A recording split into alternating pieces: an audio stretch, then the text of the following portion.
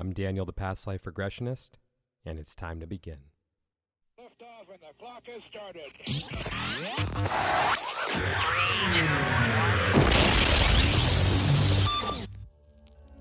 This is Timeless Spirituality.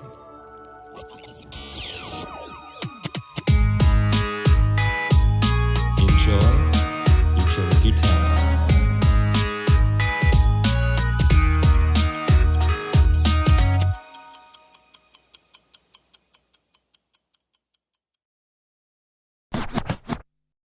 Hey everyone, welcome back to Timeless Spirituality.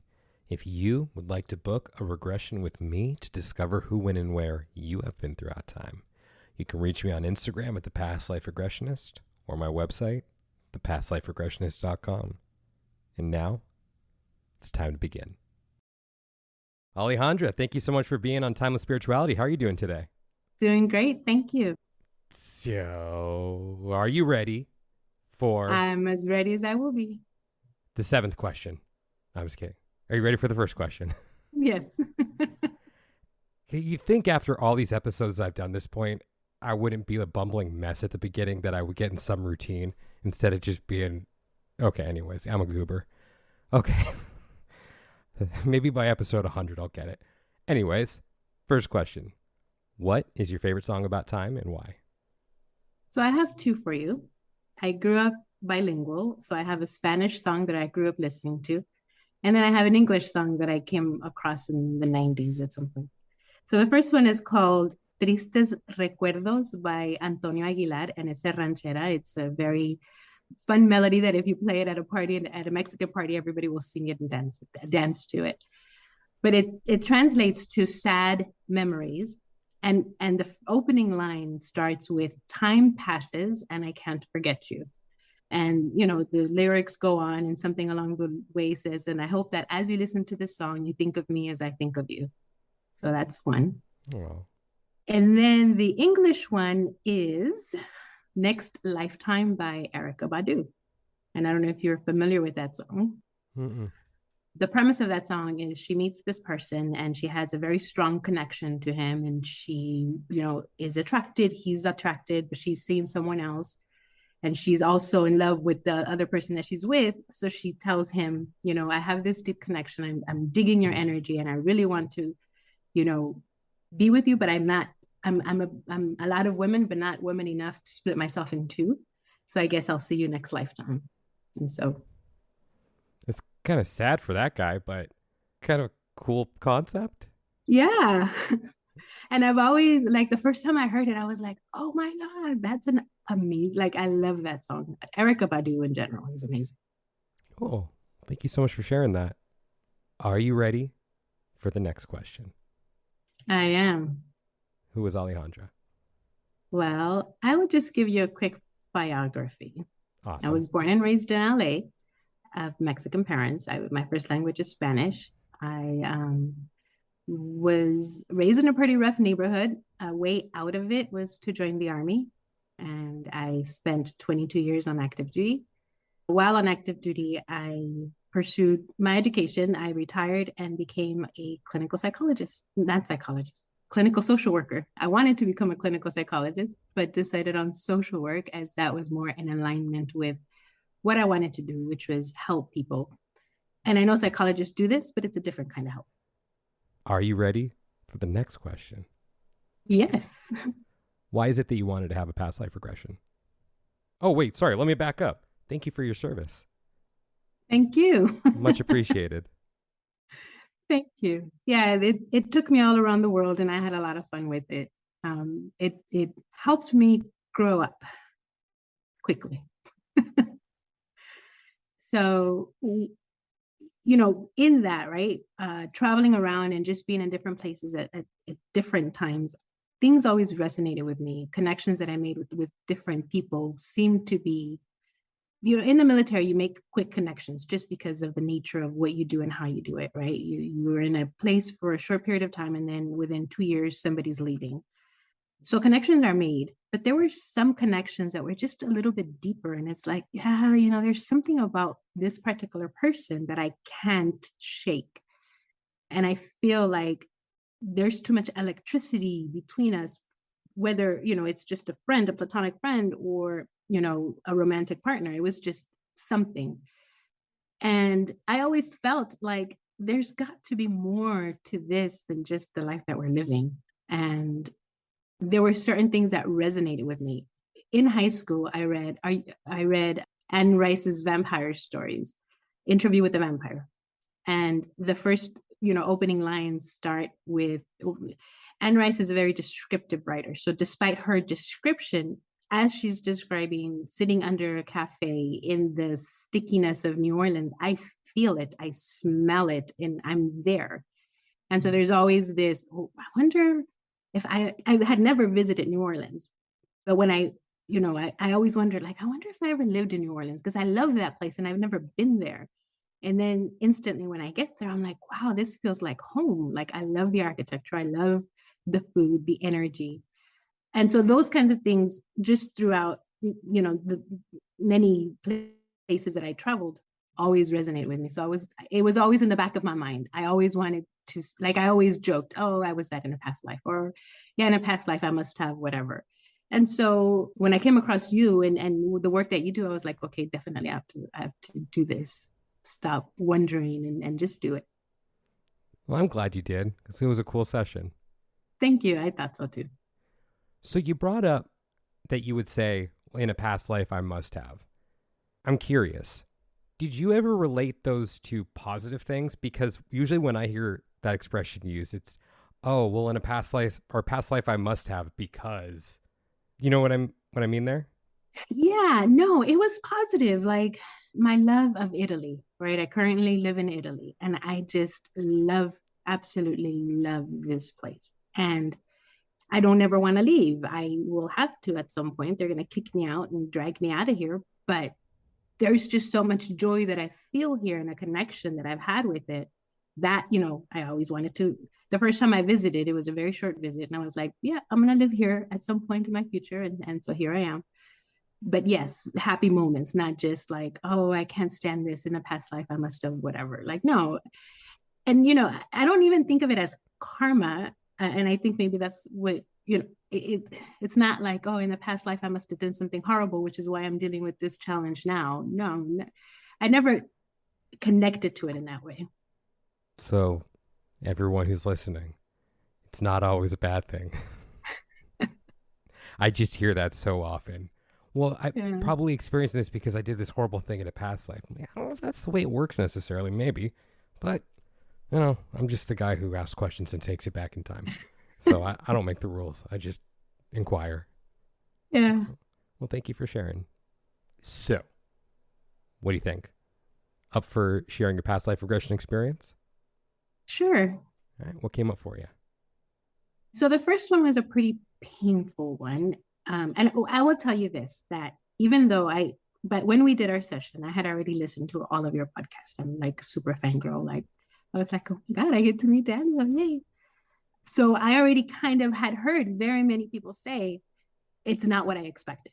And so I was like, okay, it's not going to be what I expected. Did I have an expectation? Not really. What I did think was that I was going to see something like in a dreamlike state.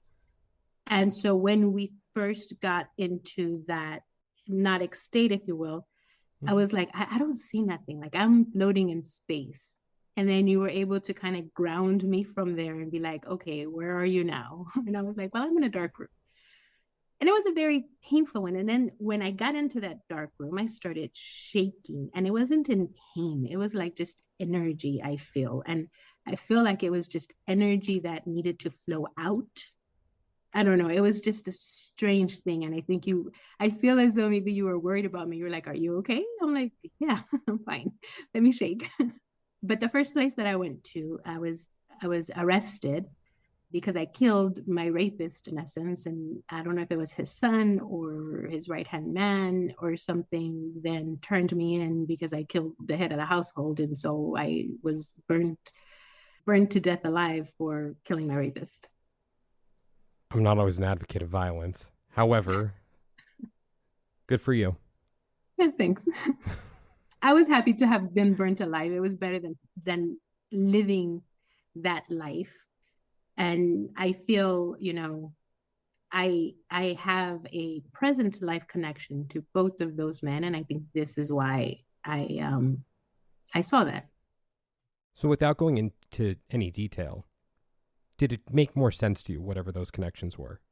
Absolutely. It was, how I know those two people now, it was like, oh, okay, I see. I see you. I see you.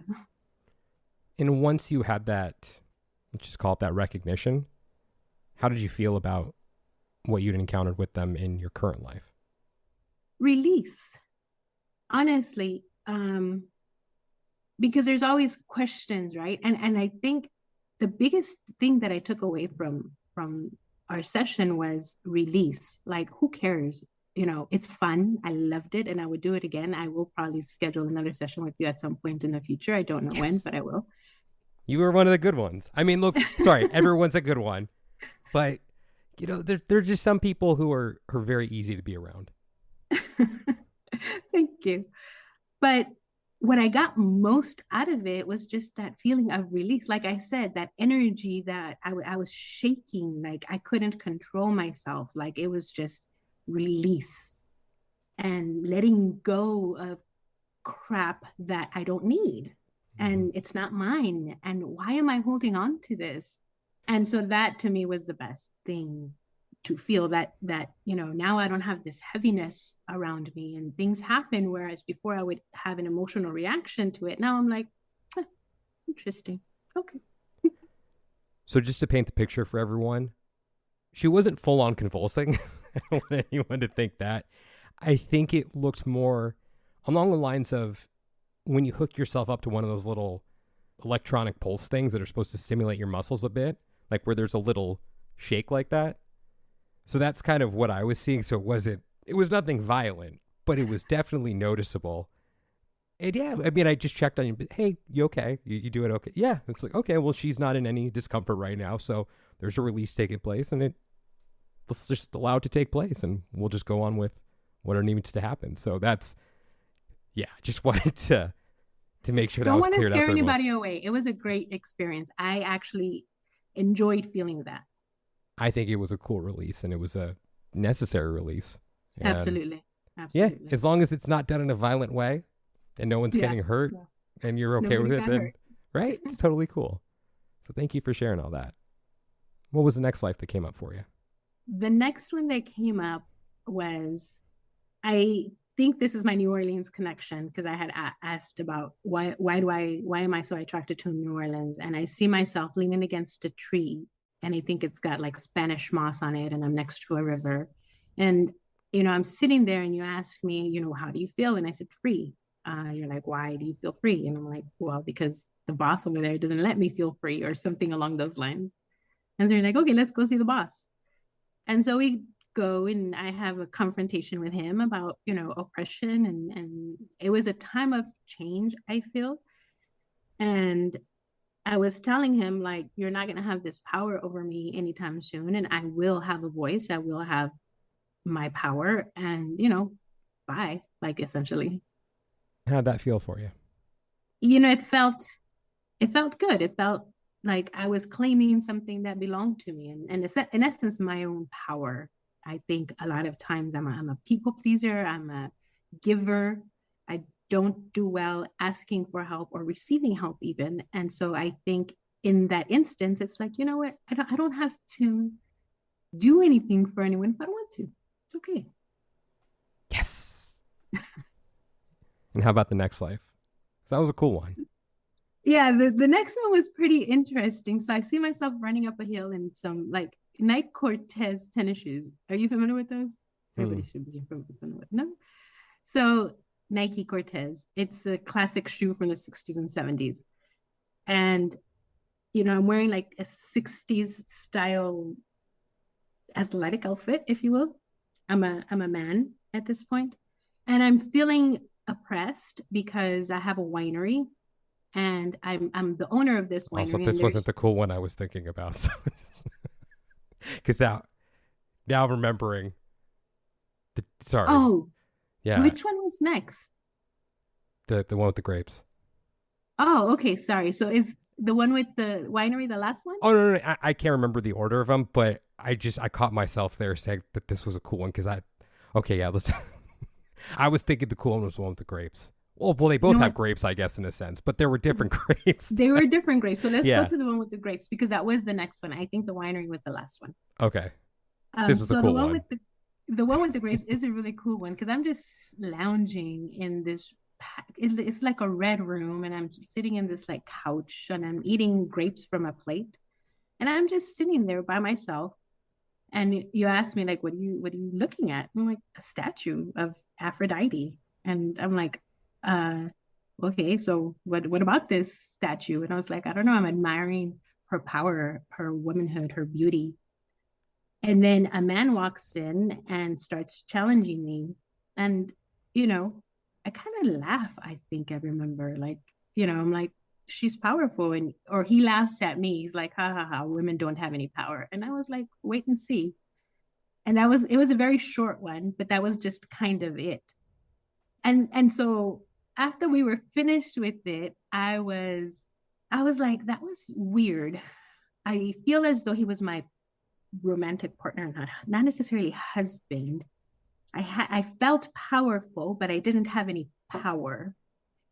And when he came in and started laughing at me, I was like, okay, we'll see.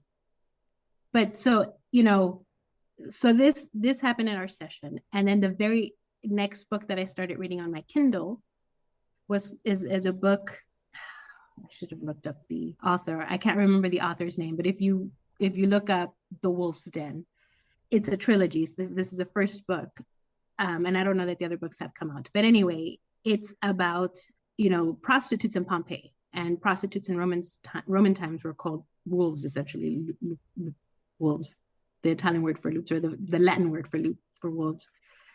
And as the opening chapters go, she's describing how the brothels were painted in red, and how they're wearing togas and it's a flowy dress, and how Venus, who is also known as so the book is centered on a Greek prostitute who's brought to Pompeii, and so Venus is the Italian or the Roman name for Aphrodite, but it's essentially the same goddess.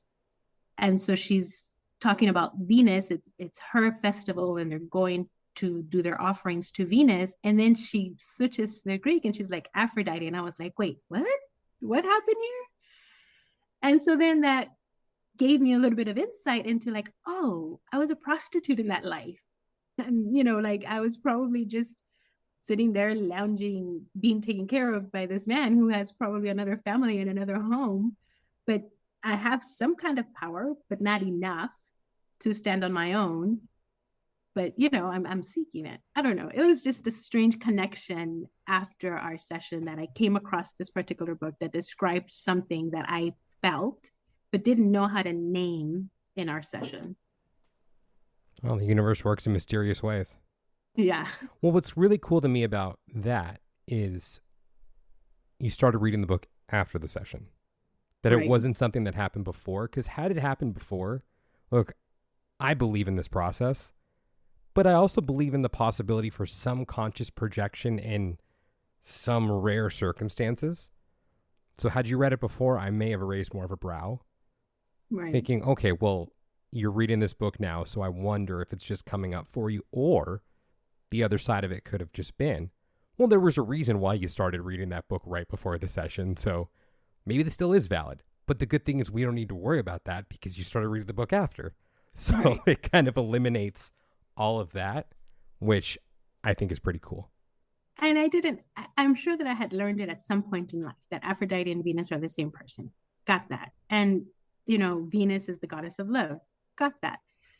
But I never necessarily associated Venus, the goddess of love, with power, which is what is described in the book. And I think the description of Aphrodite in her, the way that she describes Aphrodite is what resonated with me the most, because it's a historical fiction book. There, she uses like historical figures in, the sprinkling of the book. I love historical fiction books. So there's some truth in the description, right? It's not just all fantastical and fictional. Like how people describe Aphrodite is how she was describing her in the book, which is how I felt about her as I was admiring her statue in that life that we came across. Well, thank you for sharing. And then the other life with the grapes that wasn't as cool. What came up for that one? Yeah, that wasn't as cool, but it was also freeing. I wanted to know why. Well, I will start off with I owned a winery, and I had a brother who was taking advantage of me because I was a very giving person, and I had a successful winery. I had the good territory, I had the good terroir, so the grapes were amazing, and they were making great grapes. My brothers were not, and so he started stealing, in essence, my product and selling it as his, and I was becoming bankrupt. And even though I confronted him about it, I didn't want to create any chaos. So I just decided to jump off a cliff and drown myself. I'm sure there was more to that story, but that's in essence what I remember. Like, that was the essence of it. And so then it's the process of, like, you walked me through what that felt like, the drowning aspect of it, the losing air, and then the peace, and then being able to see the drowning body from above. And one of the reasons I believe this one came through is because I wanted to know, why am I afraid of having my face underwater? I've never had any drowning experience in this life. I've never had any issue. You know, I can swim from one end to the other, but my face always had to stay above water. And if I was in water at any time and a little bit of water touched my nose or went into my mouth, I would start panicking, like I'm gonna die. And it was just like, why do I feel this way? And, you know, no, I had tried, I took swim lessons, and I could just never get over it. So this came through. And then a few weeks afterward, my husband and I went to a swimming pool, and I'm like, all right, let me test this out. And so normally, like, I have to like psych myself out, like, all right, and then I have to cover my nose, and then I have to put my face underwater, and then I have to come up real quick. And this time I was like, all right, just put my face down, breathe out the way I've been taught. And I was like, oh, I could do it. I'm not panicking. Like, I could just swim and it's okay. Like, I can swim into this water, and as water is splattering in my nose, I'm not panicking, looking for the edge. Like, wow. So just the release of that, and not having to be panicking with my face underwater all the time. I know no one can see this, but I just had a huge smile on my face. That was really cool. Thank you for sharing that. And with regards to that, I think that kind of goes hand in hand with, sometimes I use the example of someone may cry at the sight of a toothpick breaking. I may think it's ridiculous. You may think it's ridiculous, but it's real for that person. And there's probably a real reason why they feel the urge to really have an emotional reaction to a toothpick breaking. Right. So I think it's okay just to be nice to ourselves. Well, of course, and to others, because I'm not going to fully judge someone for a toothpick break. I mean, of course, there's that small part of me be like, really, a toothpick? However, I believe that this process brings a lot more compassion, not only for me as a practitioner, but for anyone who goes through the process, because then they see that, oh, maybe there are real reasons behind these phobias that we have. Right, absolutely. And again, I'm a clinical psychotherapist, and so I deal with people and their things on a daily basis, and I do that investigative process with them. Like, okay, what was your childhood like, and what happened? And, you know, trying to find that connection as to why are you reacting in this particular way at this moment. There's a connection somewhere.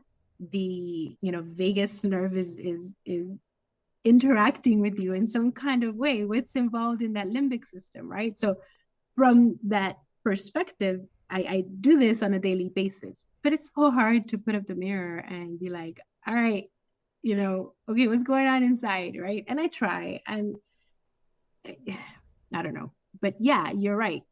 Going back to, you just never know what's behind, right? And the funny thing is that what a person describes they're going through is so much different than what other people see and how they describe this same particular person, right? So someone who's dealing with a lot of anxiety and a lot of, you know, fear of something can be seen as a stuck-up asshole. Sorry, Asshole. from You're okay. from another person's perspective, because of that emotional reaction that this other person is trying to control, right? So it's just like you never really know what's going on behind a person crying over a toothpick breaking. So with that said, thank you for sharing all the past life experience and what came up for you with the higher self. So I had a very significant thing happen to with during our session. I met toddler me, 5-year-old me on a swing. I had a pretty rough upbringing and never felt loved. Not that I wasn't loved, I just never felt it. And growing up, that's always, of course, stayed with me. And so, with the help of my higher self, I was able to go back and give myself that love where I was open for it, I was looking for it, and I was not expecting it, but hoping for it, I guess would be the best way to say it. So I was ready. But this is something that I spend 20 sessions with someone trying to get to that level of acceptance of myself, loving myself, and knowing that I have my own back, that the universe has my back, right? That I don't necessarily need validation from other people because I can validate myself. And that, me, older me, swinging younger me and hugging me and giving me that love, that imagery that you walked me through was just the most amazing living experience that I have had in a long time. So that was something that I truly valued. Thank you for sharing that. And how do you feel things have been different after just having that experience with your younger self? I am freer. I am happier. I don't react emotionally to perceived wrongs. It's just like, interesting. Okay, it's about you, not about me. I got me. You've got to figure yourself out, buddy. I'm going to trust my gut on this one right now. I want you to just, if you're okay with this, just Okay. go on a rant right now. On a rant? Just go on a rant. I feel like there's something that you have to say that someone needs to hear. I don't know. I have no idea what it is. I can't give you any more guidance than that, but just whatever comes up for you right now, if you're okay with that. Okay, so we'll go with self-love, right? I think this is the one thing that a lot of us do not experience to its full potential. We are bombarded by images of standards of beauty at different levels. And I'm not even just talking about, skinny women on the cover of Cosmo anymore. I'm talking about big girls. I'm talking about medium girls. I'm just talking about there is a standard of beauty that a lot of us aspire to be. And the one thing that we forget to do is to look within and look for our own beauty, like our own ability to validate ourselves. And we're always looking for that external validation in so many things, and taking quizzes and asking friends for advice and not being able to go shopping by yourself because you need somebody to approve your outfit. And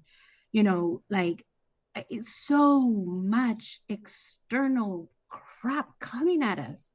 Like sometimes it's okay to just disconnect, center, journal, get to know you for you. What brings you joy? And I don't mean the big things. I mean, for me, if I see a butterfly, if I see a cardinal, if I listen to water falling, whether it's, through the ocean, a river, or what, that brings me joy.